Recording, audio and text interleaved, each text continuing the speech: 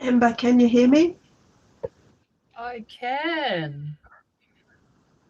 So I'm trying to do this through my phone because I'll hear better. All good. Yeah. Now, let's see.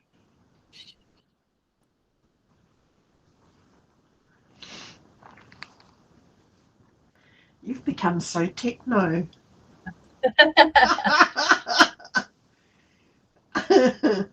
Out today. I just got to go. I was driving and try not to get stressed out, but yeah, made it all one right. was the main thing. Yeah, How are you? I'm good. Oh, I hope we get on. It's lovely to hear you. Yeah, while I say I'm good, I've now got a cold, from coming from warm India. I can't emphasize warm. Oh, it's so yeah, Yeah. the weather's so changeable here at the moment. Oh, I know. I've never felt so cold.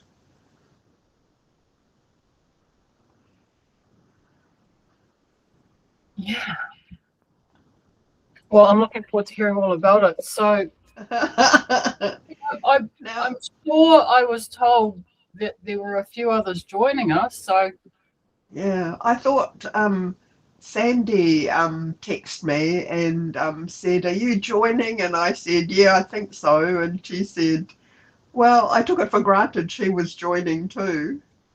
yes, I did hear that too. That's what I heard. Yes, I did hear. Cool. Oh, that's awesome. Oh well, yeah. Well, look at you. There you are.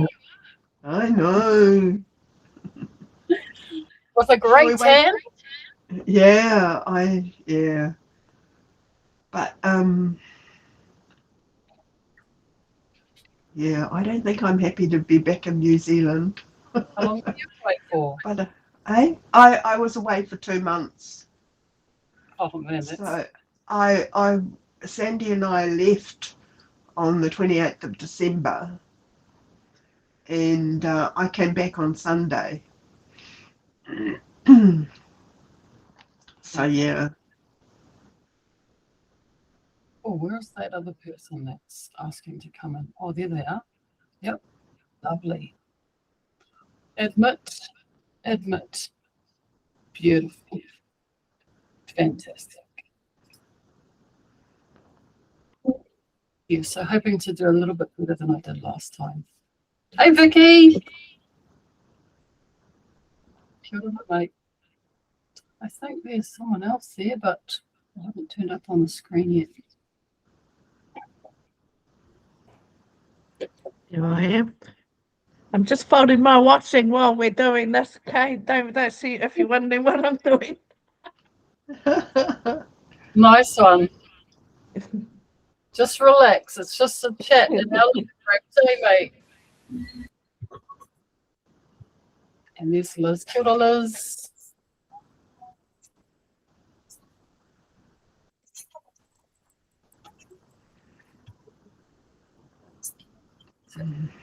Oh, Kitty lady, there's someone in the chat. How cool is that? Who's Kitty lady, I wonder? Nice. I wonder if it's someone that we know hiding there. Oh, that's so cool. Okay, look, let me get myself sorted. What did I want to do? Oh yes, I did want to. I can see those sign language. Very nice. Okay. Well, I would like to say a very warm welcome to all of those that are here tonight. Oh, it's Kairaranga. Kia ora, Kairaranga. And anyone that's watching live, that's really fantastic and exciting. And also for later on, anyone that watches a podcast of this, if you're doing your mahiraranga, your whatu, and you're listening to us, a very, very warm welcome. We're honoured to be in your space too. It's so good to see everyone. That month flew by. Wow, that just went. But it feels like 6 months at the same time because so much happened. Yeah, for me, just starting, I had my first noho. I taught my first noho teaching a level 4 class, so that was fantastic for me. I enjoyed that very much. Just getting back into the noho space, having our weekend wānanga from Friday till Sunday, eating, breathing, living our teachings. It was lovely. I've got new students and I've got former students that have already done their foundations. So really nice to be able to see what we can do with a whole year together. Super exciting. What else have I done? I think I'm going to leave it till later, Brenda, because I've literally screamed from Mangere and had a quick bite and jumped on here. So I'm going to need a little bit of time to settle and let things kind of perk a little bit. And so I know that you've got amazing adventures to share with us. 2 months worth of travels in India. So I'm really excited to hear about that. So I might just switch myself off for now and hand it over to you, my friend. Oh, put me put me right in it. So my name is Brenda Rayleigh, and I've done 2 years of Raranga, and this year is my 3rd year, and I've got Fire Hazel in the level 5. So I've just come back from India after 2 months there, and really I didn't want to come home. I was having such a great time. So Sandy, hey Sandy, Sandy and I left New Zealand on the 28th of December, and we had a tour through North India, South India, and then I went off for 3 weeks in Goa to Agonda Beach. I just wanted some downtime, so I've been meditating, doing aerial yoga, swimming, acquiring a tan, and then repeat the whole cycle the next day. So it's been amazing. Do you want to add something, Sandy? But tell us more, Brenda, if you wouldn't mind. Talk to us. Why did you go there? My And daughter. what's aerial yoga? Like, what the heck? That sounds trippy. I know. It was my son owns a gym, so I've been involved in sort of like working out for years, and I wanted to do yoga, and this woman Renal in Agonda Beach was doing yoga and different types of yoga as well, Ashtanga, Hatha, but I hadn't tried aerial yoga, and I really loved it because at the end, you get to sort of like lie in it, and it's like a cradle. It holds you while she, talks you through the final meditation before you finish. Yeah. Um, India. Well, there's so many things. It was a cultural shock. Um, we arrived in Delhi to a hotel called Hotel Perfect, which was a little bit sleazy, but so amazing. It's not dingy. It's dirty. It's busy. It's an economy run by men. You don't see many women, selling stuff. We met confronted by beggars, and we went to about 40 amazing places.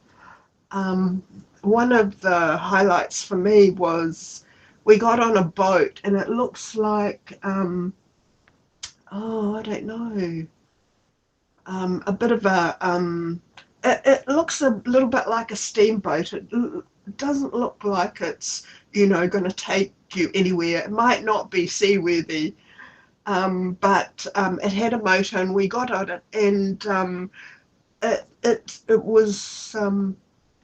We were on that boat for about 6 to 7 hours, just going up the river, and then from there we were staying in a guest house, and then hopping back on the boat the next day to do our next thing. So it was busy all the time, but the backwaters of Kerala were just amazing.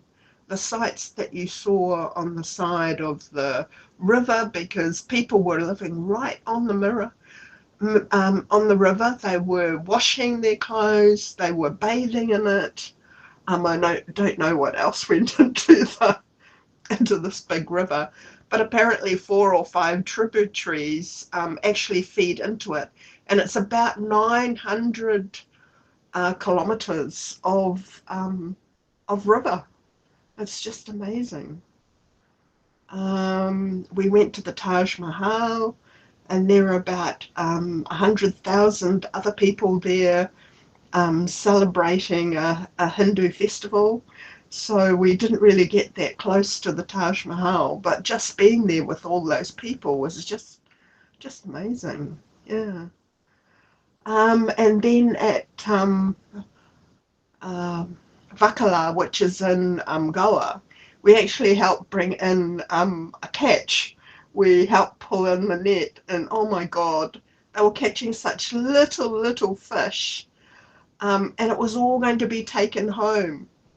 And I just thought, man, their fish stock must be so low that they take these maybe about 4 to 6 inch worth of size fish home. And they're really excited by their catch. Yeah. Yeah. Have you got any? You've got a highlight, Sandy, from the far desert. Do you want to tell that one? But I just wanted to ask you, Brenda, what about the weaving? Oh, well, you don't really see women Right. Out except when there's a festival. And when we're at the Ganges, the women seem to play a role in around food, serving food to the holy men, or the men that were there to help perform the ceremony of you being dunked in the Ganges. Yeah. So, I've got some amazing pictures of, women in their saris and how they dressed. Oh my God, they were just absolutely stunning. Yeah.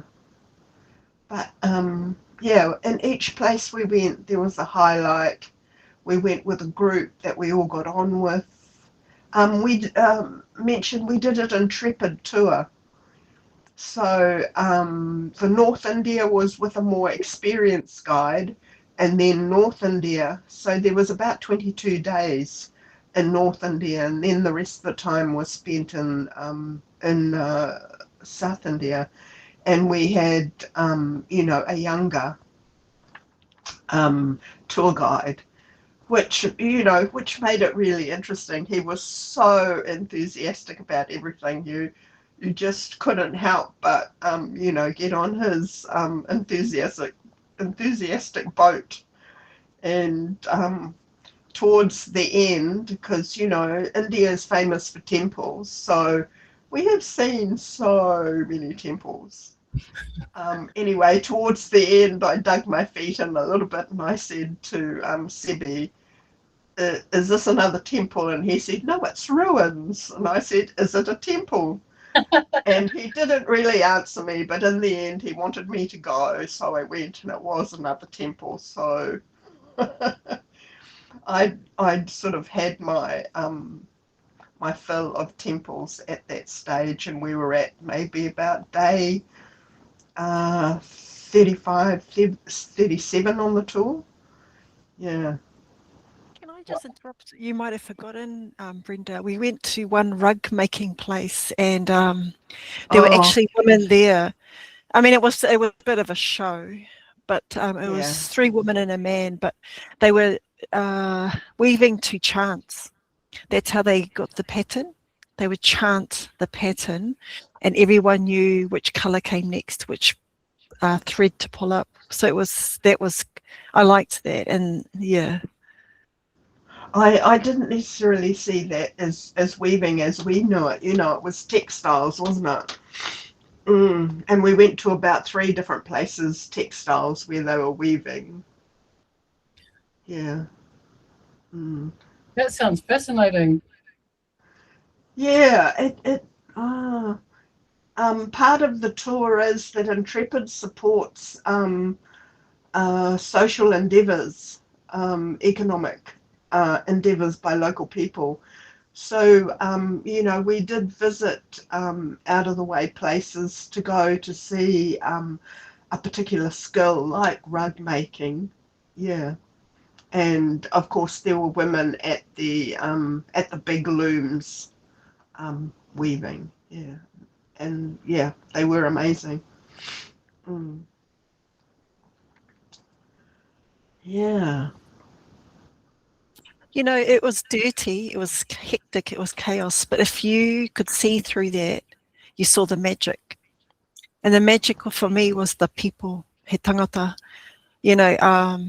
They align very closely with our values. They love family, they love food, they are funny. The humour is so on point, in the culture, tradition, and the connection to the land. And that's the experience I had in the Thor Desert. We slept under the stars, and 3 tribal men came and sat around the fire and started playing a drum, and it felt, and singing, and it felt really familiar, like my cells knew what they were talking about. So I said to the guide, what are they talking about? And he said, the ancestors and their connection to the land. And you just knew, even though we were so different, we were really of one strand. Yep. Yeah. That was one thing I came back with. I've fallen in love with Ganesh, and he's the god of protection and creativity. And I love their concept of the different gods, and each god brought something different to the table. And of course, a lot of the temples that we went to, exemplified their gods. But I must say, there is a lot of temples that are now falling into ruin, which is such a shame, because they're unique, and they're so big. It's hard to imagine how big they would have been in their original state in the 14th, 15th century. Yeah. The food was challenging for me because I'm gluten-free. So, a week was chapati and a lot of the things were wheat. So that was a bit of a challenge, but I got to taste lots of curries and dosas and found my way eventually. Yeah. Oh, it sounds like a trip of a lifetime. Yeah, I actually didn't want to come home. The weather there is quite constant, although they are going into monsoon. And I was right on the beach at Agonda. And the evenings, the cows and the dogs used to come to the beach. And that was an amazing sight. And just roam about on the beach. Yeah. They sort of like wild kind of thing, or looked after by the community. Yeah. They were, the community fed them.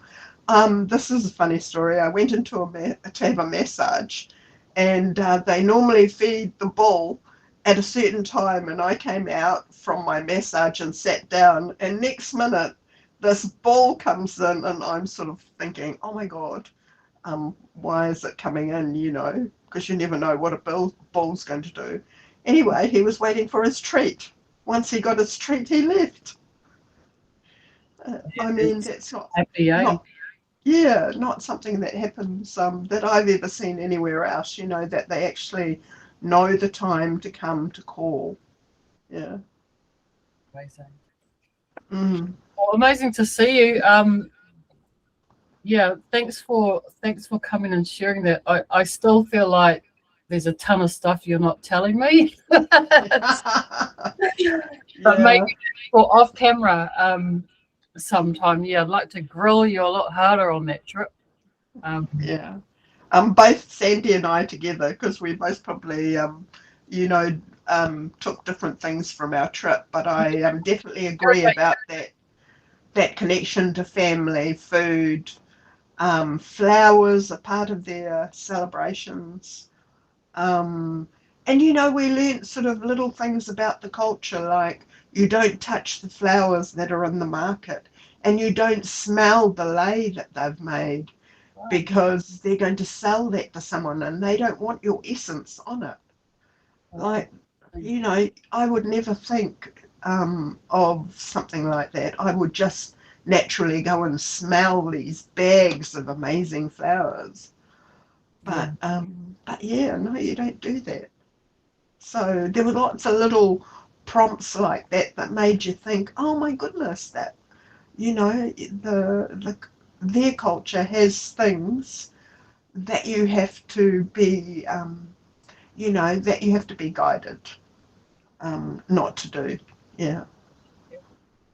Well, I'll interrogate you separately later. All right. Plus I've only got I came back on Sunday and I've got major jet lag, and now I've got a cold, so my thinking is not great. I understand. I'll join you this time, but next time.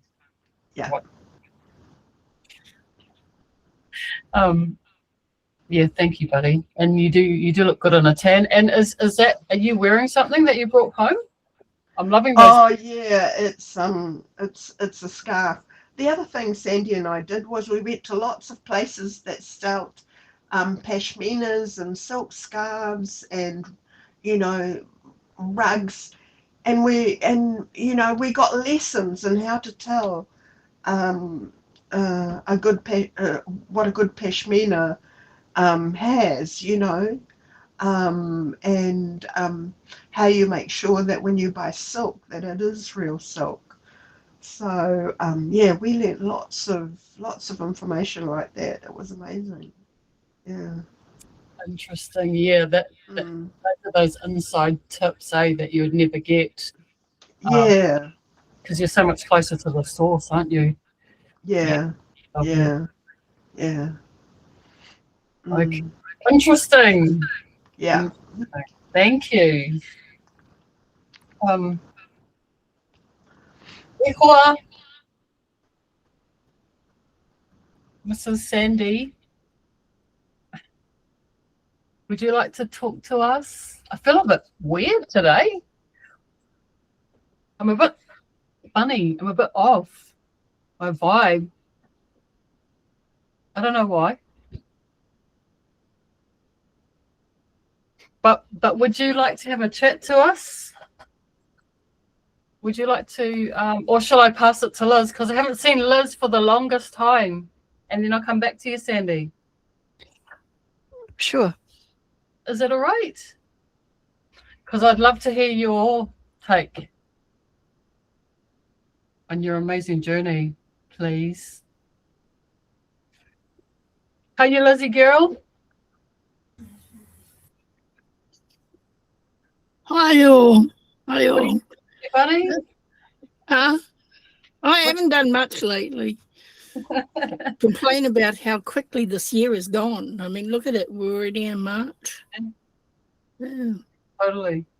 Yeah. So I've done no weaving. Actually, haven't even been creative. I've just been, I don't know, kind of tired. Just tired. I'm right there with you, Liz. It's just been, the start of the year, I guess. It's just doesn't really seem to be doing anything. And it's not going anywhere. And I just find I can't be bothered. I gotcha. We need a collab. We need something. I didn't. We had a bit of a get together a couple of weeks back at the Botanic Gardens, but you weren't able to come, eh? No, I had a colonoscopy that day. Yeah, awesome. That sucks. Absolutely, it's a sucky experience. Actually, my it's kind of funny because my sister had hers last month, and she said, "Oh, it was sweet, and we did this, and she did that, and she got to see all this shit." And she goes, "And how was yours?" Mine was difficult. I was in pain. They had to knock me out. Forget it. Not doing it again. So yeah, it's just unfair. We'll have to get together again, though. Yes, I would have loved to have come out to that one. Yeah, because I see how useful it is for people, especially like yourself, that have completed their studies, just to maintain, a weaving rōpū, and just to sort of maybe get some inspiration or some, or just to see people in that. Yeah. I find it really useful just to see other weavers and see what they're working on, because sometimes I get stuck in those ruts too, and it's really nice. As a tester for future ones, the venue was beautiful. Is there anyone here that came? No, I found the venue to be really, really nice. It was there's just a huge space. It's clean. They have massive bathrooms.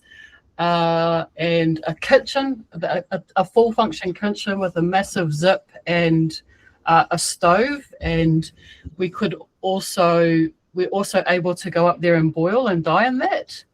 So so as a venue, I think I will definitely use it again, and highly recommend it. That they were friendly and hospitable, and I think it's worth keeping that relationship.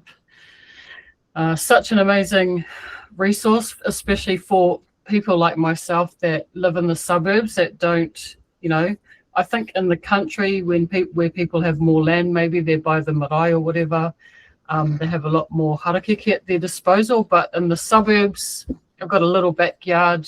I do grow some harakeke, but it's never enough.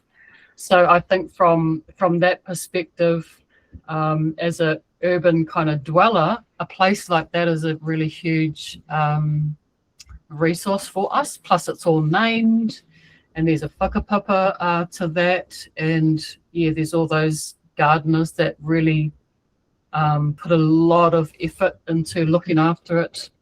And the new pavilion is really, it's awesome. You know, and because when we went there, the only shelter we had was underneath that big blooming tree. Well, the tree's gone and they've got the pavilion there now, and heaps of seating and shade cloth so that you don't burn yourself while you're sitting there all day. It's actually much more. It's really quite cool. It's brilliant. It's such an amazing investment for Kairaranga to have that space. Because you could just have your own little ropu and just go down there, and you know it's just there. So I love that place, and it just keeps getting better. So I cherish that place really, and try my hardest to contribute something when I'm there, and try and take people there as well as often as I can. Because the more the merrier. I mean, we need to look after it. I think cleaning those plants, keeping those plants clean is the biggest koha we can give there, eh? And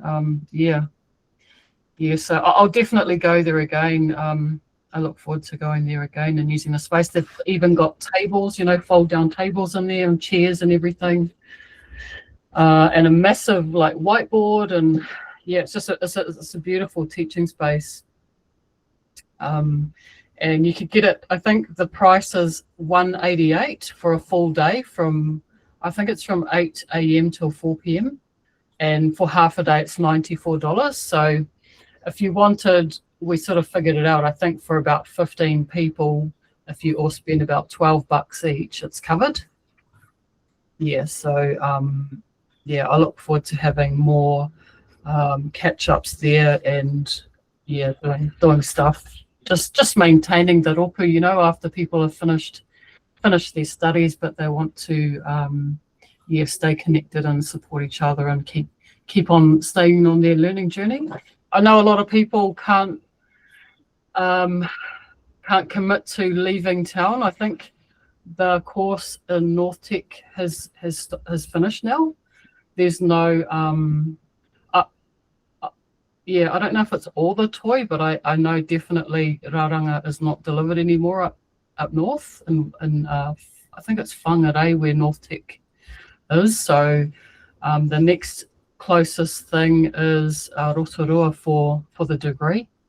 Yeah, there's a level 5, of course, in Te Rapa in Hamilton, and there's a few levels in Tauranga.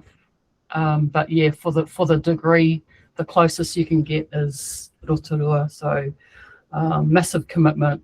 So some people, they might want to keep weaving, but they might not be able to commit that kind of time and energy and money to traveling that far once a month. So it's become vitally important to me. I think this kōrero forms the foundation of it, but it's nice to have something like this, but it's also, the physical is much better, isn't it? And this suffices to keep us connected, but if we can get in the flesh, I think it's that's so next level for me. But I see Nicole's there, but she's clicked off for now. I'm still here. Oh, beautiful. I love that haircut. Would you like to have a kōrero to us, my friend? It's lovely to see you. It's been a little while. Kia ora koutou. Do I want to say anything? I'm happy to listen. Okay. I'm happy to listen. But maybe you might feel like it later. No. No.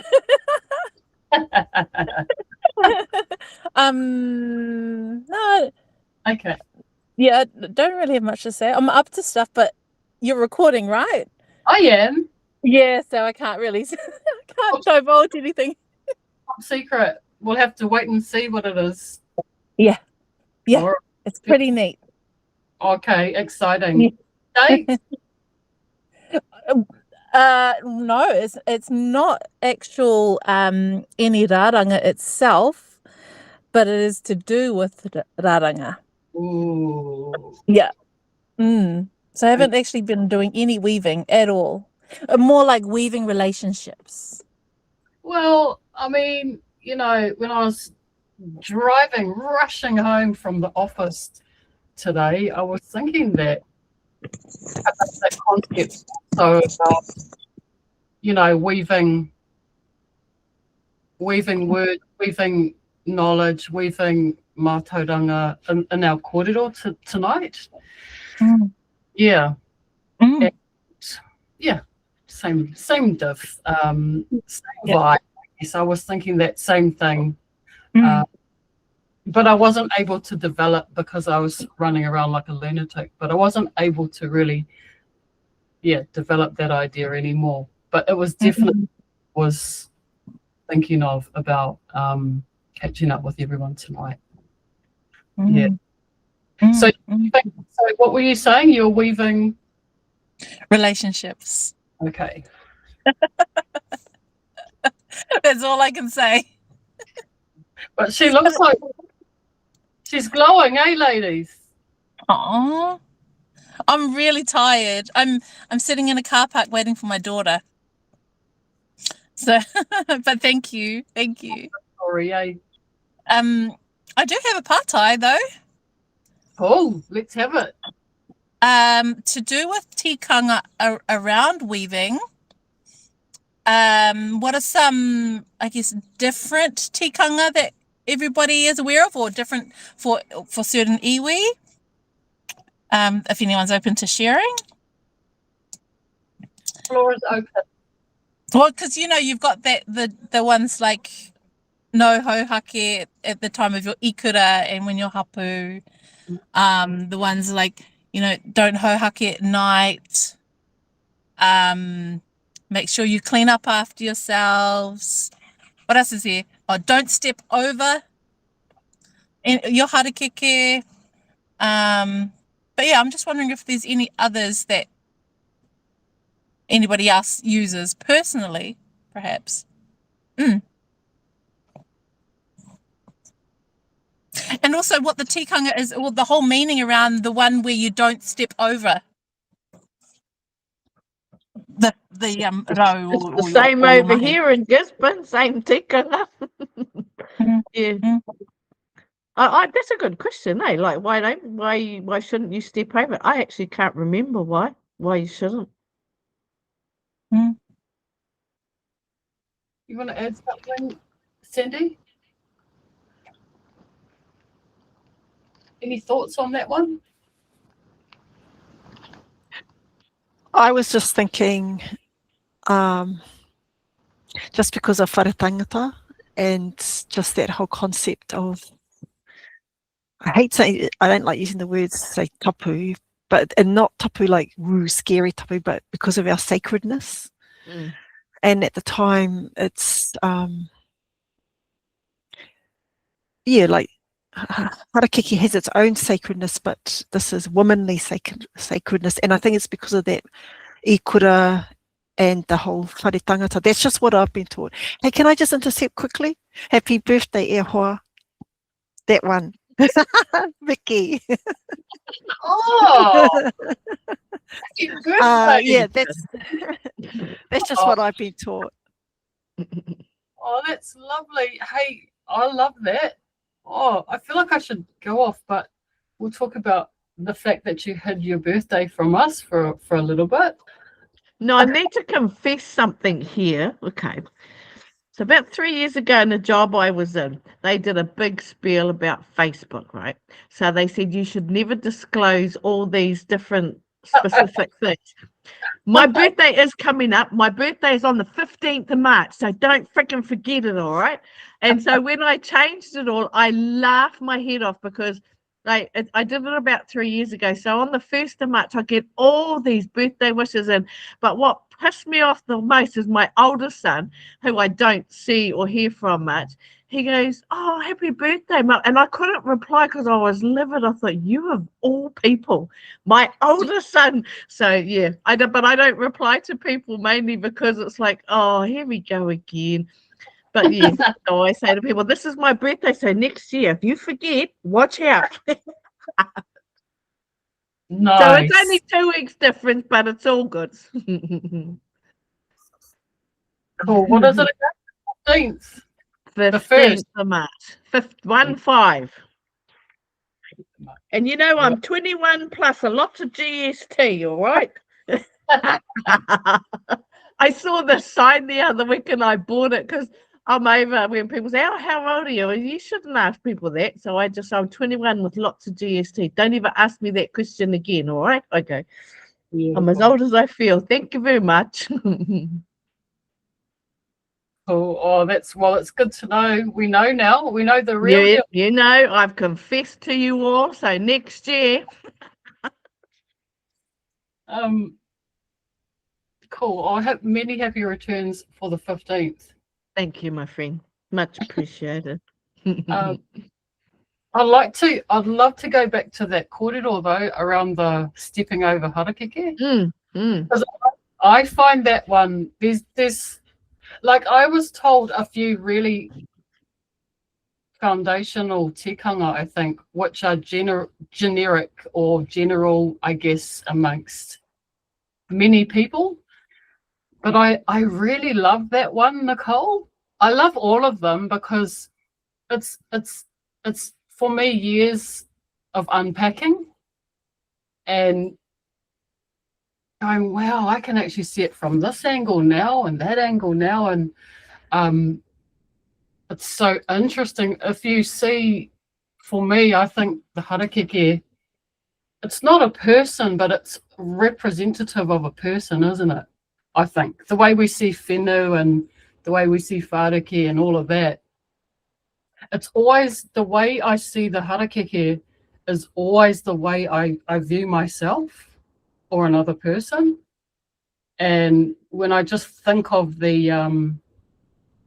you know, when you're at the pools and you've got your towel down and someone stands on your towel, you know what I mean? I can't stand, I haven't been at the pools for a while, but I always found that so aggravating, you know? And I don't know what it is. Maybe it's a personal space thing or it's a respect thing. I think it's one of those principles that really teaches you about being mindful of another person's space. To me, that's what it is. Yeah. And it's like walking over someone. It's like walking across someone's body to me. That's what it sort of always reminds me of. And how rude is that, you know, to walk over someone, to step over someone. So in some ways, I think it's like a teacher, a way of teaching respect for others. I don't know, but that's what it seems like to me. It's also one of those things from a teaching perspective where you think about the limited space that you might have for a class and capitalizing or, you know, maximizing on the space that you have, ensuring that it's used in the best possible way. And I just had my class and we created a class tikanga. So now, instead of me telling them what the tikanga is, we create it together. And so one of the things was around, because sometimes you pick up, you just cuddle your harakeke, hauhake or harakeke, you pick it up, you carry it wherever and you just put it there. And I remember I was with my level 7 kaiako, and she goes, "Oh, do you tie up your harakeke?" And I was like, I said, I just didn't know what to say. But when she said, do you tie up your harakeke, I knew she meant you should tie up your harakeke. Yeah, and I noticed after that in the class, when her students brought their harakeke, it was always tied up, always. And so, yeah, it's a lot around being mindful of a limited space or other people's access to space, and keeping it safe for walking and not wanting to cause. It's a health and safety thing, like, yeah, it's a health and safety thing, making sure that the area where people need to walk is always clear. And yeah, so there's a lot of there's always a physical, but there's also always a spiritual, it seems. I've noticed, I mean, I'm no expert on that, but that seems to be, there's always a layered reasoning to it. And I believe also, as I've watched things unfold for the short years I've been doing it, all of those basic tikanga have layered physical, mental and spiritual meanings, and life lessons that have been garnered from thousands of years probably of doing it. So and that's why, even though we're in modern life in this moment, those tikanga, you can still apply them to everyday situations everywhere you are. They seem to be thousands of years old, but they still apply right now. They're so current and present. Yeah, so I know I have heard of some basic tikanga. Like I say, my lane is the urban environment. I'm a suburban person, and so the tikanga I know doesn't come from the marae, but I know it has come through many marae to this space that we're in now. And I just keep my ears open for things that But a little one, someone also asked me yesterday. Oh, she spoke about how she's had to modify a tikanga that she always follows, which is to never go to bed until everything's finished. Yeah, and I said that we, in Raranga, we have a tikanga around ensuring that you complete your kete. But sometimes in modern life and working life, you might never stop working if you had to make sure everything was like all your admin. You know what admin's like.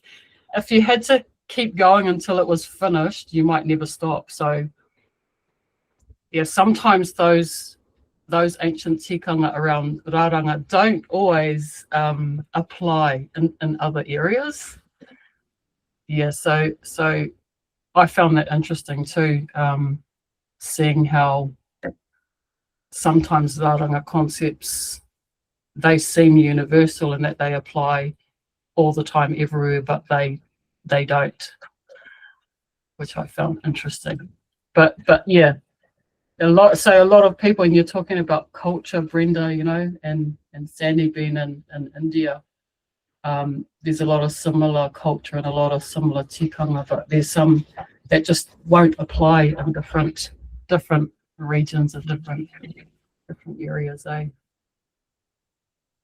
That's a really good partai though, Nicole, only because I'm teaching on the weekend 2 brand new beginners, and I've been in the planning phase today, just doing my lesson plans and whatever, but I've been doing this short course at our Polytech, and it's on a Tuesday and Thursday, and on Tuesday, and I think I've got really nitpicky because I'm a kaiako now.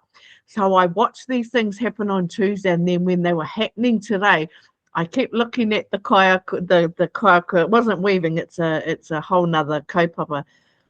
And twice I had to walk out of the room because I thought, if I don't walk out, I'm a student, right? If I don't walk out of there, I'm going to say something and then probably go and walk away, because it was just so rude.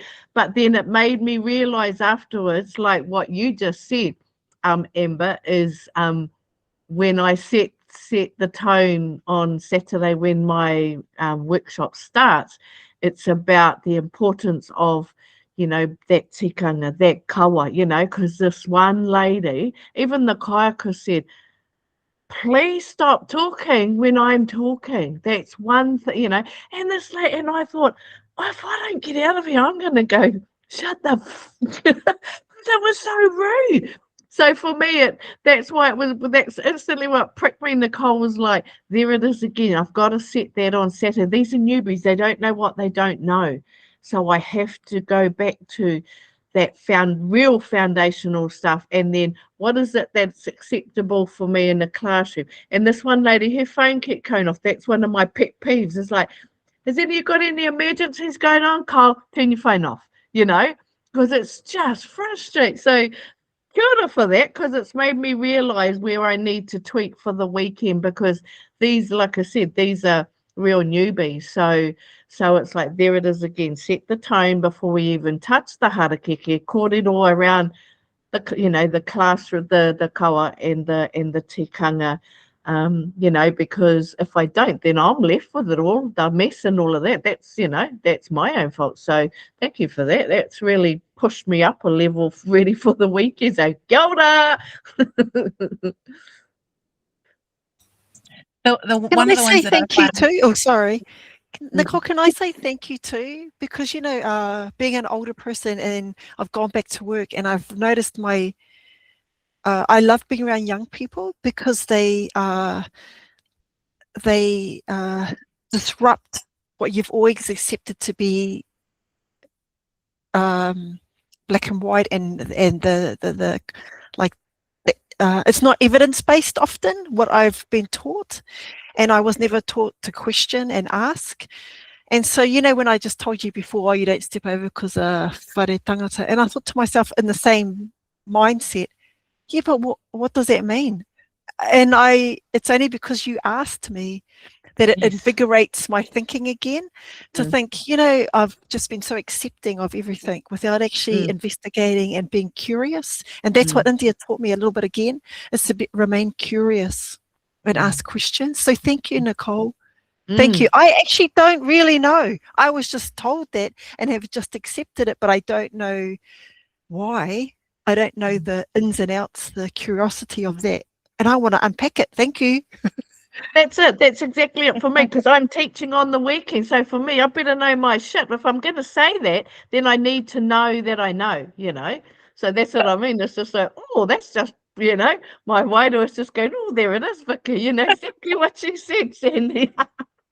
I can understand where it comes from, where a lot of the tikanga comes from a common sense point of view, eh? But like you said, Amber, there's another layer to it. There's always another layer to it. What I find interesting is the one where no eating and no drinks when you're weaving. However, when we are in a weaver's circle, oh, the kinds of conversations that we have, you know, are like, whoa, where are we going with this, you know? So I find that one quite funny.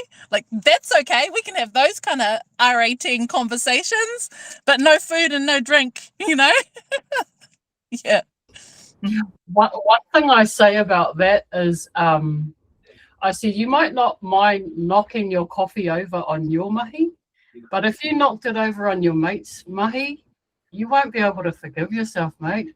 That's one thing that I say. But it is interesting, because I have had a lady that whose whānau make piu-piu and that. And she said, oh, you know, we have a smoke when we're working, and we have a feed just there, you know, they do it by the river or whatever.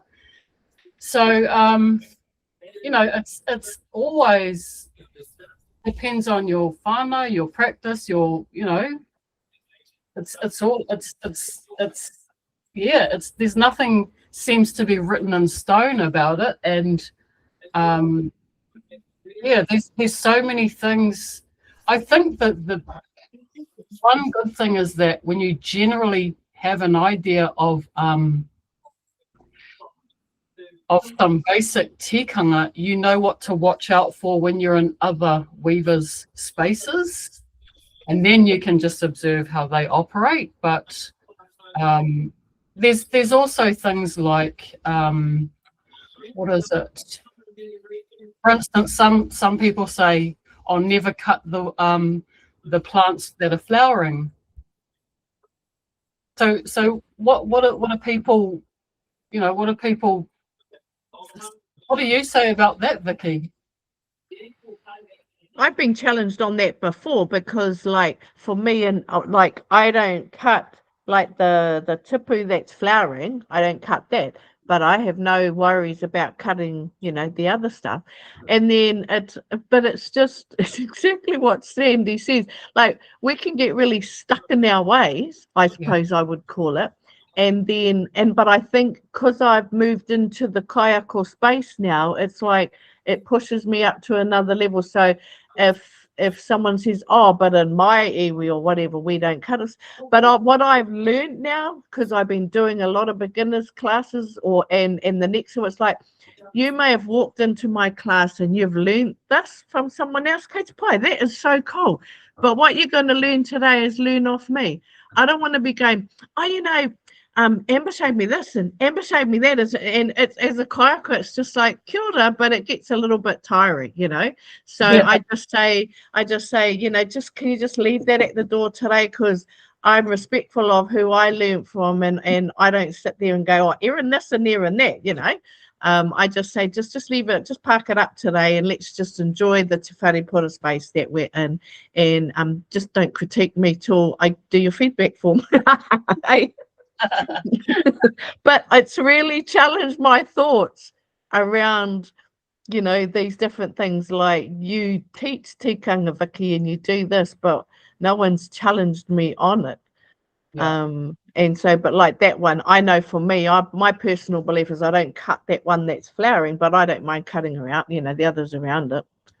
I'm still alive and I'm all good. So and my response is like, okay, when I have my harakeke, it's my harakeke. I'll cut what I want to cut of it. I look after it. I know what it needs.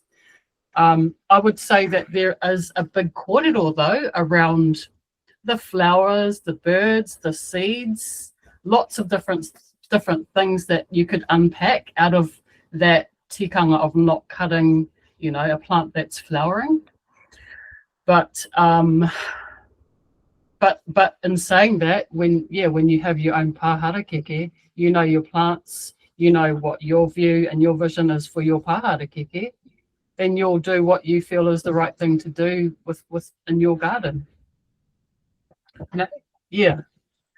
So there's and I think this kōrero is great because it helps me actually see things from a student's perspective and from a kayako perspective, and it does help me, because I am a student and I am a kayako, so it is important that I am aware of what I should be aware of when in those different realms. It's nice to be able to, it's a privilege actually to be able to be a kayako and to be asked these questions, because it really forces you to go, well, why? You know, and I think too, Amber, what you said about the kai, like, and I think it was you, Nicole, you said about the common sense. You know, it's like you said, Amber, like, if you spilt your coffee on yours, oh well, but what about on someone else's? And you know, the last few months where I've been teaching, I've been blessed to have these facilities at either a minimal or really, you know, for free. So for me, it's like, if there's coffee and you know, they'll never give it to me. So it's about what type of standard do I want as I'm moving in that teaching role. So that's the common sense one. responsible for the space, isn't it? Mm. Ball game. Yeah. When I went to study under Simi Paris in Te Rapa, when I did my level 5, she gave me a handout that she had gotten from the Hittite whānau, maybe a website or something where she had, that she was part of, and the kōrero was around it's almost like not an actual legal contract, but almost that you are entering into an agreement with this kaiapo that you will not study under someone else and you will not bring anything else into the space. And I found it was good. It was like, right from the start, there's that expectation that you're here now. You've chosen to be here, you've signed up to be here, you're here. So anything else is there, keep it out, sort of thing. And that's also one thing I've noticed from a kaiako perspective, is that a lot of people will go out and they'll watch all these YouTube videos, which is wonderful because there's quite a lot more out there available now. But then they'll bring it to class and say, can I help them with this thing that they've learned on YouTube? And so now my spiel as a kaiako right from the start is that I'm happy for you to seek out other, information and videos and learnings and that. However, I won't be able to help you fix your, that situation. I won't be able to untangle you from those learnings that you've got from somewhere else. I won't be able to help you with that in class, because that's not, you'll have to go back to where you got that from to get help on that. But I won't be helping you sort those issues out. And that's helped me a lot, being able to say that, because I think before, when I was new, I wouldn't come out and say that. But now I don't mind saying that. It's like, no, you didn't get that from me, so I actually can't help you with it. I don't know how to untangle you from that because it's not my teaching. So, and it's like being asked to repair someone's kiti, Yes. And I'm very upfront, so like if the hand or whatever, and I just say, do you know who made that? Yes, go and ask them first. I said, because really, I said, if I said the weakness is there now, so if I repair it and it breaks again, I said I'd rather just make a whole new one, and it just doesn't feel right to try and fix, like when someone's full modi has gone into creating that taonga. I always say no, because I just said, no, I'll just make another one. Because you can't, when your handle's broken around the top and that, it's like, nah, this needs to be put to bed, or pretty impossible, eh? An amazing thing has happened for the first time, and I'm really excited about it. There's someone watching the live stream, and under the handle Kete Lady, and I think it's Karen. Kia ora, Karen. She said that when the harakeke is flowering, a lot of other plants are flowering, and sensitive people's allergies will be heightened. So that's another, another thing to consider as well. So thank you so much for that, Karen. That's so cool that you're engaging like that in the live stream. It's pretty exciting for me. That's the first time. So kia ora to you. And the live stream's working. Yeah. Well, it wasn't, because Karen told me that she couldn't hear any of you, just me. So I had to go and figure out how to make the sound work for all of us. So that was so cool. So thank you, Nicole. That is amazing to have that question. And we need to come with more questions, really? Because that's what kind of sparks it. That's what really sparks it all and brings it out. That was lovely. don't stop now. But yeah, it was lovely to actually go back to some of those. Yeah, I love that. I love that that tikanga of not stepping over of someone else's harakeke. It's such a simple. It seems like such a simple thing to say and abide by, but it's rich and deep, the kōrero that comes when you start kind of digging into it a bit. Yeah. Kia ora, May. Kia ora. How are you, mate? Oh, I'm great. It's whānau. Kia ora, everybody. Sorry, I think I've missed like half of the hui, but I'm here. Yay. Whatever you can do is always amazing to see you. Sandy girl, can I please have your kōrero now? Please. I'm dying to what else to know you discovered, and I love hearing about the chants. Can you talk some more about that? The chanting and the color changing of the thing. Oh, mate, I'll just recap quickly. So we went to India, as Moko might have told you, and we went to the desert. We slept under the stars, and we had a fire. And 3 tribal men came, one on his camel called Michael Jackson, and they were singing. And they had an empty water bottle, big one, those big ones, and it sounded like an Indian drum. But my cells thought this is familiar, and then I found that they were talking about their ancestors and their connection to the earth,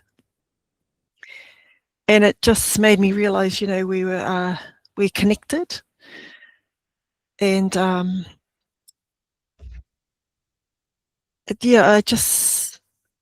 we were connected on so many levels, and I just felt that way all the way through. Once you get past all the mess, you see the people. He tonga, he tangata, and just being open and curious.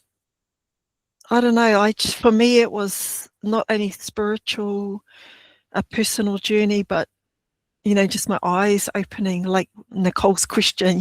Just breaking all the mundane and accepted of everything that you take on board in life. Your everyday mundane, just get up, go to bed, work, come home, watch the TV, go to sleep. It was so shocking because it's noisy, hectic and chaotic that you were forced to just release and let everything open up. That's how I felt anyway. And it was rich. And I just feel gratitude and blessed because this was Brenda's trip, not mine, and I just jumped on it. But for me, it was I think the biggest compliment for me was at the end. Someone thought I was Indian. They said to me, "Are you an Indian?" And for me, I wanted to cry because it was the biggest compliment to me. I mean, I had just really embraced it. And it's just made me think of people very differently. Yeah. Sorry. I'm a bit deep. I woke up very deep.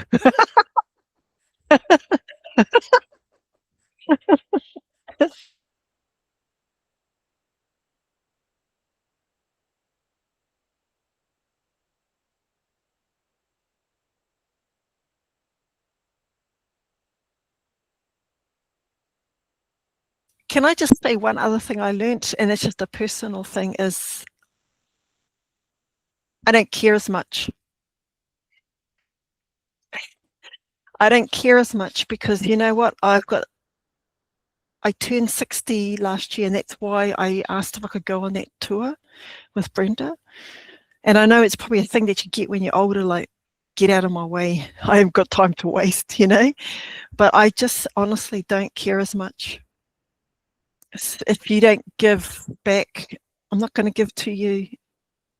And I work on an ethic, and I have baselines which I'll vibrate to, which I think kind of fits with what you're saying in terms of, like, I have standards and I have ways that I will continue to vibrate along. But I really don't care anymore unless I, if it's replicated, given back.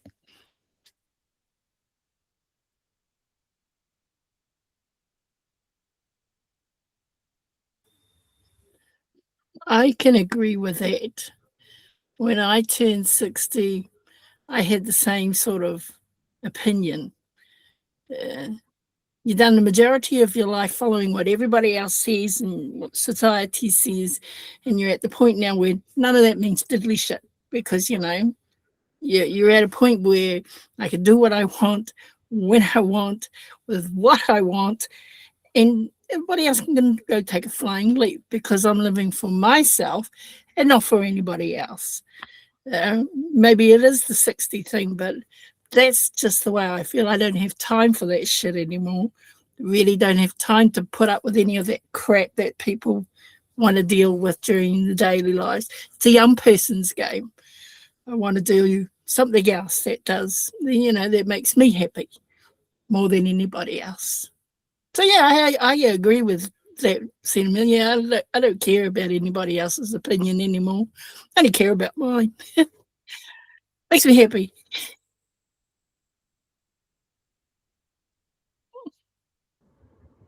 Well, it happened early at my whare, 50. Any rises on 50? 48 here. Wow, you don't care anymore? No. Wow. So far, amazing, brilliant. You don't care either, eh, May? Oh yeah, I think I hit that stage early, and I'm early 40s. But yes, Eti, we fully don't give a shit what anyone thinks. Not me anyway. So yes, I'm on the same ship as everybody else. Oh, that's so funny. Maybe we need to change the name of this channel.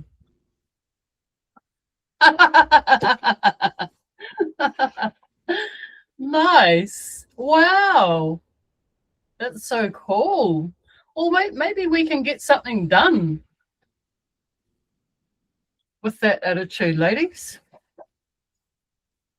Sorry, Oh, one more thing. Laugh more. Yeah. Honestly, laugh more at yourself, at everyone else. Because that's the Indians love laughing, man. They just laugh. And, you know, it's good for your soul. It makes it effervescent. Everything, you know, yeah, just laugh. Yeah. Beautiful. India taught me that. Lovely. Wonderful. Awesome. Can I just add, like, for me, I found a spirituality in India that is very, very deep. And I think I found that to be heart opening. You know, that connection with their gods, that connection with their land. Yeah, and I still haven't figured it out at what level, but I know that I've come back changed, and I'm just trying to interrogate myself in terms of how that affected me, because I know it was deep.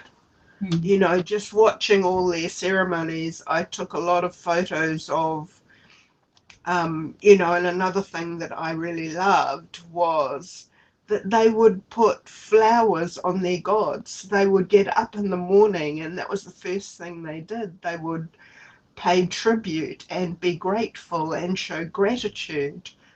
And, you know, all through India, we saw that. And you know, the way that they set up these little spaces where anyone could come and do that were amazing. Yeah. So colourful, you know, the flowers are bright, and then they'd have their various gods sitting in maybe a little space, but it was so decorative, and it was, you could see the care and the love that went into creating that beautiful space. Yeah. Mm. Yeah, it makes me wonder how a billion Kiwis would manage. What do you reckon? Could we do it? Could we I don't. not self implode? Yeah. It sounds like that whole, like you can see the value of this of spirituality when in a country that diverse, that huge, and that crazy, can not just totally destroy itself. It seems as though that spirituality might be the cornerstone of why it hasn't exploded. Yeah. And I think too they believe with such depth in the power of their gods. And it really makes you step back. Like, this whole journey has totally challenged all my thinking on so many levels. You know, how we relate to people, how we celebrate, how we talk to each other. And the kind of things that we bounce off each other, that we take away with us. Yeah. So, and you know, like, for example, even the animals are laid back. It's really, really interesting, particularly where I was. If they were on the road, and they were often, traffic would stop or go round them. They Yeah. wouldn't hit them or chase them off the road. It was as like they acknowledged that they had space that they could claim at that particular time. Yeah. Yeah. So so yeah, it was so interesting on so many levels. Yeah. I could imagine it would take quite a lot of guts and industry to even survive one of those places. Yeah. Just I, to survive it. you mean in terms of the people? I just mean in terms of the numbers and whether there would be any food left in the shop by the time I got there, or I would say I probably missed out by the time I got up in the morning, you know? No, and the interesting thing is there always seemed to be plenty. Isn't that interesting? It was very interesting. Yeah. And it was very easy to, you know, I mean, a favourite of mine, and I'm trying to get it here, but is masala chai. I mean, I absolutely loved masala chai, and you could get it in the north, but when you went to the south, it wasn't as prominent in their culture as it was in the north. So you didn't have people who were experts at making it in the north. Sorry, in the south. Yeah. So it was just, yeah. So you see you must see quite a range of cultures within landscapes a few kind of distances apart. The diversity or the difference or contrast between cultures must be quite strong. It's mind-boggling. Yeah. Mind-boggling. We sort of think that we come from a place where you're either, you know, that you are bicultural, and then you get there and culture of a different kind from all sorts of different spaces and people hit you, and you think, oh my God, Yeah. how do I make sense of this? Yeah.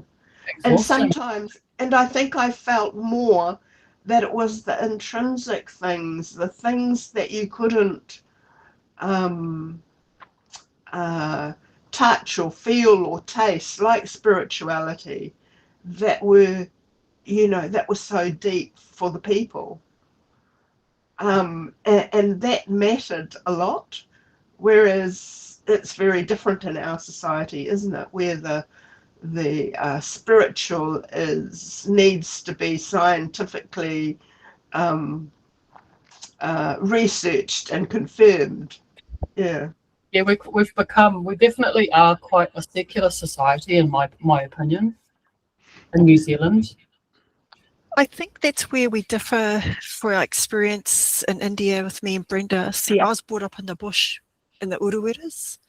Right. So I've been steeped in spirituality, gods in the bush. So that's why I think I connected so deeply with those people, those men in the bush, in the desert, sorry. I could feel that. I felt light thread go into the ground, and I think there still are pockets. Vicky's from down home, where it's very spiritual, and we still like have special trees that we honor and decorate, rocks, kōrero, and I think that's the memory that got vibrated in my cells when I heard those men sing. Wow. That's just my experience. I think, Sandy, I was talking more about our Western culture, not necessarily Māori or Pacific culture. Yeah. Yeah, it's so interesting. Yeah, because I've just, we've been for 4 or 5 generations in the suburbs of Auckland. So life is pretty, spirituality for most of the lines of my family has been in the church, a Christian faith. So yeah, we grew up in the suburbs. It was a beautiful green suburb, but it didn't have that kind of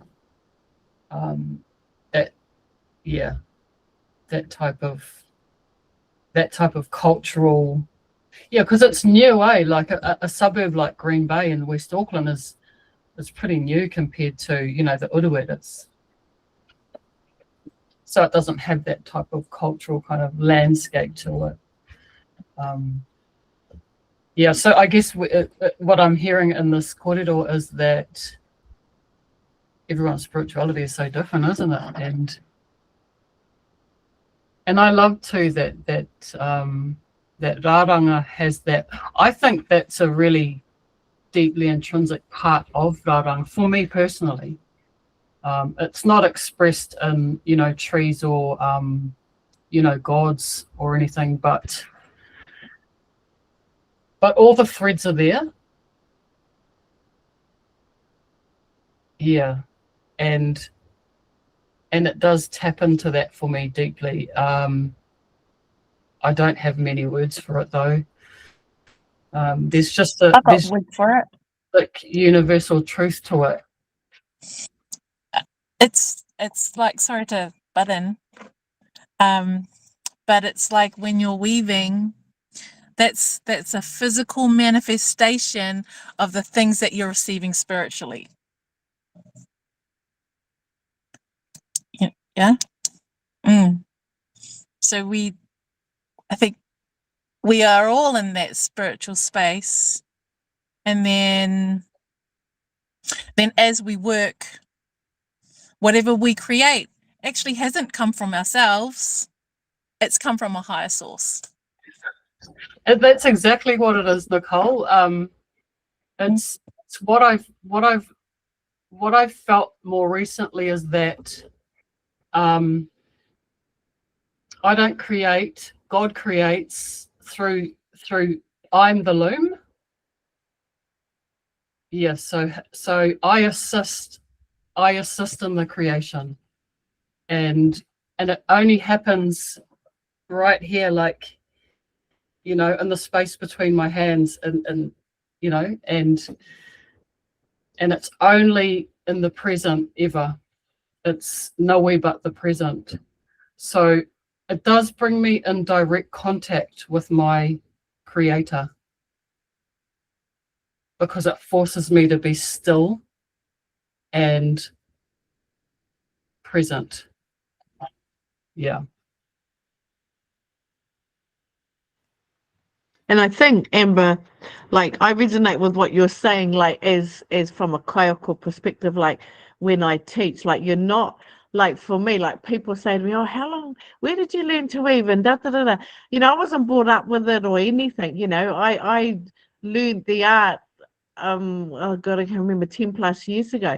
But now that I'm teaching, it's like it's embedded, you know, when you talk about, you know, with your creator and the spiritual side, like I've done it for my anō. I was born, you know, so I connect that with my tipuna, you know, so you know, when I'm really conscious of it when I'm teaching, because it's, you know, when I talk about te whare pora, when I teach about that, it's like every single time, it's like I just about start to cry, because I say to people is I strive from the minute I open my eyes, you know, to stay in that te whare pura space. I've ended relationships and friendships just because of the BS, you know, like I don't want any of that. So for me, when you talk about creator and the spirituality, like it's, you can't link it to anything similar, you know, and I say to myself that the raranga has transformed my life, so then that's what I want to teach,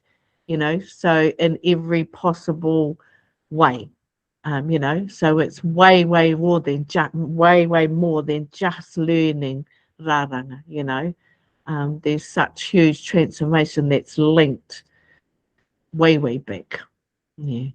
Well, I hope I made sense there. That was rather deep, wasn't it? Oh, you totally made sense. You totally, utterly made sense. I was right there with you. And I was thinking things as well, like for me, it is literally being transformed by God, because I don't know, I can't understand it, but it is, because in every one of the weavers that I think are amazing, and you know, there's a screen full of them, you see it in their life, you see it in how they walk, you see it in how everything around them blossoms and glows, you see it, it's just written all over them, it's evident, you can't not see it, you know. It's, yeah, and and I seen it happening to myself. I'm still seeing it happen to myself. I'm still seeing myself become better. And it's funny because, you know, I used to think getting better meant working harder and striving, but it's actually the total opposite. It's almost like not working harder and not trying and not striving and just letting go of all of that, like all of you ladies are saying, I don't care anymore. It's just being in that moment all the time, and everything just falls in your lap. Everything you need, it just unfolds in front of you. Things that you didn't know you need, you know, things you never imagined would happen, unfold in front of you, and it's your life. So it's like, why wouldn't you? You know, you'd be silly not to. It's so unexpected and magical, a journey. Yeah. So yeah, totally agree. Gosh, you guys, you say like. I have another question from that. Another one. Can we get question? No. Yeah, go for it. It was triggered because of what you were going on about. When we are in that space of weaving, is that your breath in or your breath out? It's Both. both. Yeah. Yeah. I mean, you got to breathe through it. Mm. Yeah, but is that your time when you just release everything that you've received, or is that your time when you're receiving so much? It's Both. both. Mhm. Mm. Yeah, So I agree. yeah, coming through. Yeah. Yeah. That's great. Because I know for a lot of people when they are doing, like, it's both for me too, but I know that when a lot of people say that it's their therapy, it's their time to just release everything and let go, but then when you get so focused and pukumahi, everything else around you sort of disappears, and you're like in this such a focused state that's when you start getting all these other ideas and inspired by other things. So yeah. Mm. And I think that's perfect, because I've noticed that when you think about all the things that you need to think about, they don't get any better. It's actually when you stop thinking about them. And it's a lot easier to stop thinking about them when you're in that space. Because everything actually, not most, everything sorts itself out if I just get out of the way. I mean, yeah, it just does. And that's one of those concepts that's that moment when you realize you're not in control of anything. There's something else at work, and just allow that to do what it does, and just see how everything just falls into where it's supposed to be. Yeah. Hey, you're quite good at this. You should facilitate the next one. Who only wants to listen, eh, Nicole? Love it. You're good at this, buddy. No, not me. Everyone else contributing. It's been so rich. It's been great. Thank you, everybody. I can see Jane's screen on there, but I can't see Jane. Are you around, Jane? Come have a chat to us if you are.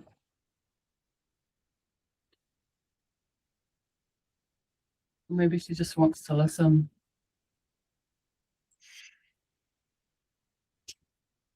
Oh, well, wow. It's so fruitful, man, doing this. It's so amazing. Yeah, we need to have a catch up. Do you want my noho dates? Have you got noho dates from others, Liz? To come visit? Come weave with us if you want to. Jane's in my class again this year. Oh, is she? Oh, yes, good, yes. Because she did ask about it last year, and she wasn't able to get in last year, but yay! I shut this now to warm up the house. Okay, I'm just listening to Amber. Okay. I was in a live pod. We can hear you, Jane. Oh, you can hear me now? You're Yes. unmuted. Oh, hi, guys. Hey, Jane. Interesting. Now, I jumped in when I heard someone talking about men singing in the desert. That was Sandra. Yes. Sandra, what happened? That intrigues me because I had the same experience. It's magical. Absolutely magical. Can you talk about it? Tell us about it. Well, I was in Dubai and I went out to dinner one night and there were these people who live traditionally in the desert, and they started singing songs about the desert and they wept. And I mean, these are men, these are big grown men, and they wept as they sang. And I didn't understand Arabic. So I asked my friend I was sitting with, who actually took me out to dinner, and he said they're expressing their love for the desert. The desert to them is their mother. And it's the same concept as the Māori whenua, and it is so incredibly deep in those people. They, I was really afraid of Muslim culture until I met Muslims and got to know them, and I got to see our similarities so much more than our differences, and I got to see their beauty and their aroha and their whenua, and I got to see things through their eyes. And when I came home, I'm still Facebook friends with my Muslim friends. I said to them, I'm quite certain that God put me in your path and you in my path to teach me a lot more about God. I saw God through your eyes, which is very, very similar to the Christian point of view. I met Muslims, I think, that were far more Christian than Christian. And I'm not saying they were ultra religious. I'm saying they practiced aroha in everything they did. They practiced what Jesus preached. They practiced empathy and compassion as daily parts of their lives. And it was quite a revelation to see a culture that we hear so much bad about, to actually see the truth about that culture, to live amongst those people and see the truth. I came back awakened, but I think what really impressed me was their love was just so powerful. And as Amber said, we live in a secular society here. So do they, but they still are able to practice what they preach. Of course, not all Muslims are the same in exactly the same way that not all Christians are the same. Not all Buddhists are the same. Not everybody that comes from a particular religion has the same philosophy. And but love is an incredible language that goes through all cultures and all religions. And you just intrigued me, Sandra. And sorry, guys, I'm not on the screen because I've got the flu, and man, I look atrocious. You don't want to see my face, honest. You take care, Jane. Yeah, I love being an Amber. Wow, what a privilege it is, Liz. I got Amber for a teacher this time. It is. I walked into Tikanga, myself and my granddaughter Desiree, who you know, Liz, and she honged the sculptures, and I honged them too, and I just wanted to cry because it's so beautiful to be there. It's such a privilege to be a student at Tikanga again, and we have the most beautiful class of ladies. I mean, they are so giving and awesome people. And we have a leader, Amber. It's just an incredible privilege. Right, that's me. Thank you, Jane. My privilege. I'm the lucky one. Have Jane in class. Well, that's so interesting. Fun. Yeah, wow, what a where did we go today, ladies? Wow, amazing. I will send I will send you my noho dates, Vicky. Yes, I will, 100%. Are you thinking you might be in Auckland sometime? I'll make sure I am. Whoa, cool, man. Oh, awesome, Vicky. We would love to see you in our class. It'd be such a pleasure. No, you wouldn't. Oh, yes, we would. Come be a guest speaker. That'd be fabulous. Play your guest. We still use what you taught us, Vicky. Get that bitch out of there now.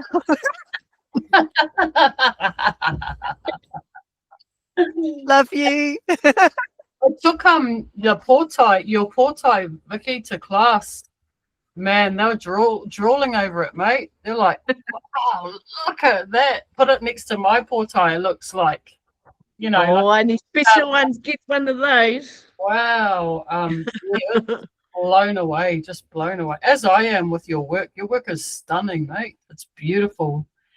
Yeah, I'd love to see you in our space. That would be an honor to have you visit us. Just takes a bit of planning over this way, as long as I can sort of know like a couple of months out, because like my dates for my new job are in place till June, and then because we're still got through the gorge and that they're still doing convoys and that, so it's not just a jump in the car and we'll go, so it just takes a little bit of planning for me to to navigate it. Yeah. Fantastic. Yeah, all my dates are set out, so I'm pretty relaxed about this year. It's all done. So yeah, just have to do the fun bits and try and administrate well. I know you don't have to bother with rubbish like that, Vicky, but yeah, I still do. They're trying to for next year. The EIT have talked to me about looking at it as curriculum for next year, but that's not really where I want to, because once they kind of, if you're employed, this is my understanding, is if you're employed, then that curriculum becomes, at least with the ACE classes that I'm doing, they're contracting me to come in and deliver. Right. Yeah. And I'm a bit of a free spirit, like I'm the boss. Right. And as long as it works for me, it's all good. I don't do 8 to 5. I don't do 5 days a week. So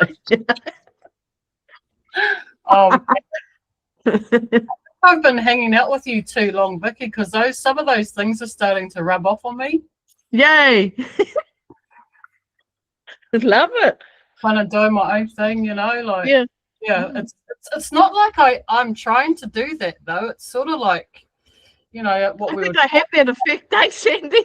It's just Kairaranga, it has that effect on you, you know? Yeah. Kind of clears the path. Yeah.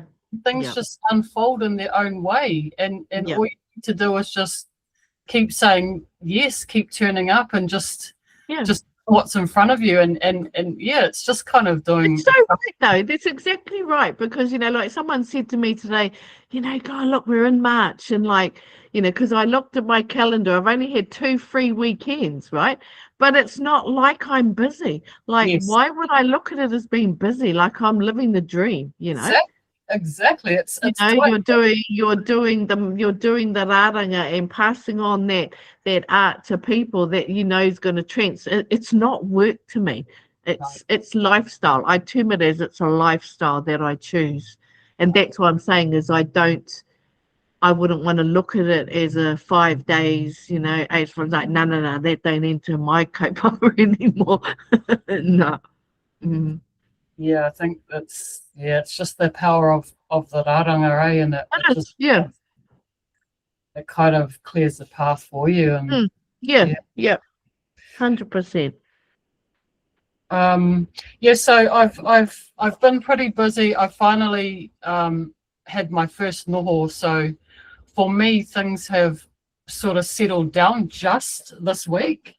So next week I'm wanting to kind of do some planning. I want to capture a lot more artists' interviews. So I'm going to be doing that, I think, starting to get in touch with everyone and see, well, that might be something I can do when you're up here, but I don't mind actually, Lisa and I talked last month about coming down to visit you and kind of doing a little interview while we were down there. So whenever it happens, will be amazing. But now that I've finally got my first noho out of the way, I'm really looking forward to doing a little bit more planning around getting to see some people and doing some interviews, Vicky. So I had a little bit of a chat with Brenda about that the other day. So that's the type of thing that I'm going to probably in the next couple of weeks. I'm going to start contacting people and seeing what time they have available to get some of those interviews on the channel, so that yeah, so that the world can know about us and you guys and the amazing things that we do, and you know, so we can capture that kōrero for our mokopuna, you know. Really exciting to me, really exciting. This chat is very cool, and there's nothing else like it around that I can see. So I think we've really captured a little corner of the market, you know, on what we're doing here. So it's very special. And I've even had a few students, you know, subscribe, and they're excited, and yeah, it's a great learning resource, I think, for anyone around the world that might want to know about, you know, the Indigenous arts of our country. And I just hope that you know, we can get some more people and more Kairaranga that will want to come and have a chat to us and capture some of their expertise, knowledge, practice, mātauranga. I'm looking at the time. We've already been gassing for 1 hour and 45 minutes. Where did that go? Geez, we can talk, eh, you lot? I suppose we should probably think about last words before we say goodnight. So I'll take us around the room, eh? Nicole dropped off. She had to get going. Some of us have to work, I suppose, and do things. And yeah, so Nicole said goodbye. But that was she was so good, eh, with her questions tonight. That was really helpful, sparking some awesome conversation. But yeah, just to anyone that wants to, let's go around the room again, eh, and have your closing comments. I'm going to go. Jane, did you want to say anything? Can't wait for Vicky's visit. Agreed. And Vicky, Amber will not be the only one interviewing you. We will be pumping you with questions. Our star. Can't wait for your visit, Vicky. Thanks, Jane. Beautiful. Take care, Jane. Get better. Thank you.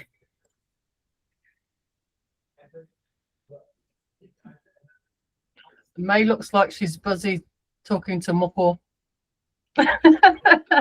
You want to say anything, buddy? You got anything to share, or any questions or anything? No, I don't have anything to say. Really loved your kōrero, Sandra. Yeah, but I just jumped on to listen, actually. Oh, yes. Yeah, good to see everybody. Nice to see you too. Next Yep. time. Have a good night, everyone. Kia ora. Awesome to see you, Liz. Mm-hmm. Can I go next? Because I feel like, Jane, I know Vicky. We're both nurses. Oh. That's that. When I said no, you don't, it's because that's the way we talk to each other. That's all right. But we've known. We got to know each other in Kawhia, and we're from the same area. She's from Kaiwhatu, and so we diss each other all the time, and that's how we love each other. And ending on that last word of love, thank you, Jane, for sharing your story, because when I asked our guide about what they were singing about, and he said the ancestors and the connection to their land, he said, yes, he said the one thing that binds them is love. yeah, Which I forgot to say, and that just set me. I was crying by then, and thank you, because I feel like there's been that common thread tonight in our kōrero, and just the ability to just be vulnerable to your own thoughts and sharings. Thank you, everyone. Thank you very much. I will say though, Sandra, that it's such a shame that in the West that we are taught to fear the Muslim culture. We are taught to fear the Muslim people, and we are shown, you know, it's like after Dubai, I went to London, and people in London said, guess what was the first thing we ever saw about New Zealand? Once were warriors. And then I understood exactly how the Muslim people feel, because how they're portrayed is how we are portrayed. They are not portrayed in their best light. They are always portrayed in their worst. And it was really great to see another culture and see the goodness that's in it. And, you know, because that's what we all want people to see in our own cultures. And love, yeah, lovers. That's the magic word, man.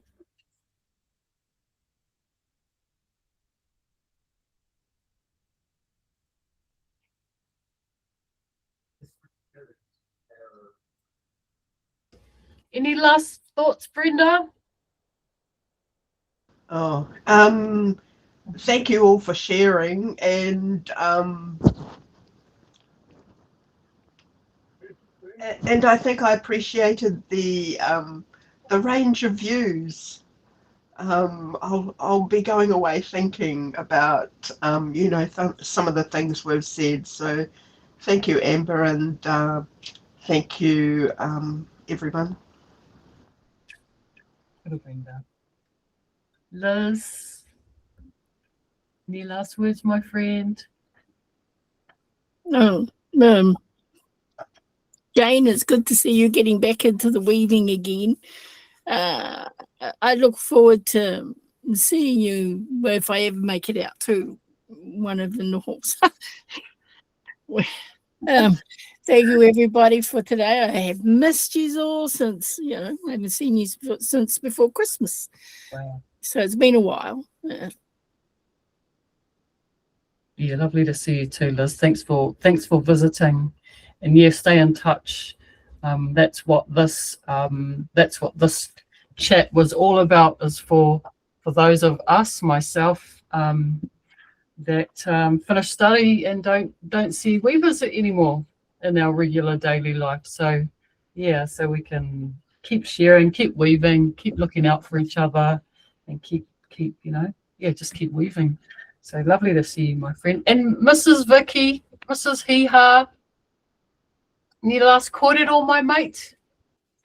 I think, I don't know why this has kind of come up for me, but like I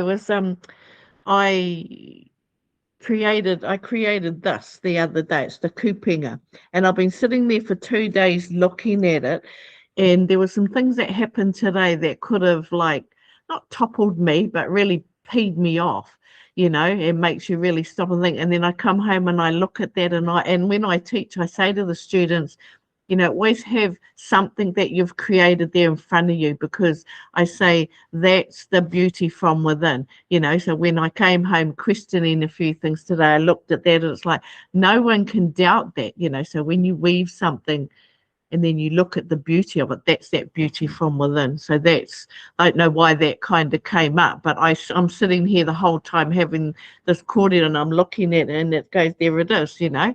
But I do add that in when I'm teaching, is that, you know, because we as wahine, you know, we can get knocked around a bit, but then I just look at it and then that just keeps me toe. It's just like, well, who cares what that person said? Look at that, what you made. Look at that beautiful thing. That's you, Vicky, and that's what I remind myself of. Yeah. Gosh, that's fantastic advice, Vicky. Thank you.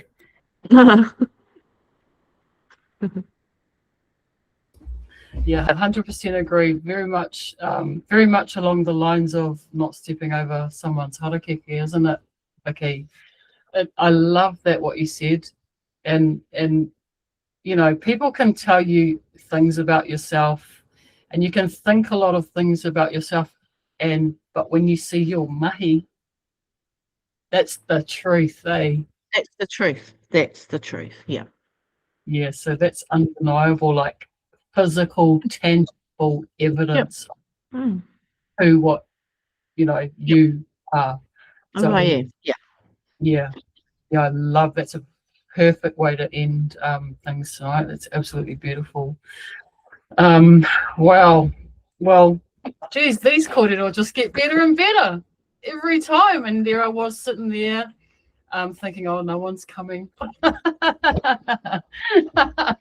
Just going to be me talking to myself again. But never, not once. It's never been just me sitting here by myself. So those are those thoughts that come to me, you know, Vicky, like, yeah, and then I look at my kete, yeah, I look at this kete and I think, wow, look at that. You know, look at who my mates are. Awesome. It says something about me and what I've attracted into my life. So that's just brilliant. Yeah, so thank you, everyone. There was so much that I wanted to talk about, but I'm glad I was late and I had nothing really. I couldn't really get going, and you guys brought the fire tonight, and that's amazing too. That I don't have to actually make anything happen. It's all there. It's just about harnessing what's already there. And so, yeah, I just want to thank you all from the bottom of my heart for another amazing kōrero, another amazing monthly hui with the Kairaranga of Aotearoa. And thank you to Karen, if she's still around, for joining us on the live stream. That's really exciting. That's never happened before, so I'm excited about that. And what else was there? Yeah, just to any of those of you that are out there in YouTube land that are going to join later and listen to the podcast, I thank you so much for your attention and for stopping by and having a listen. I hope you get something, just even a millionth of what we got out of doing it together.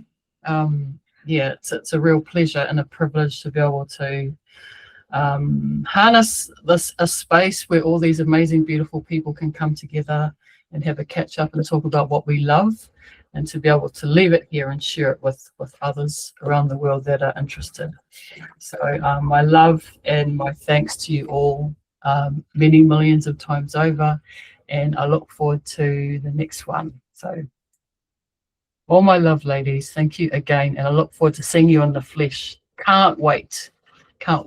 See you all real soon. Thank you so much. Good night, everyone. Thank you, mate. Thank you. Oh, amazing. Peace.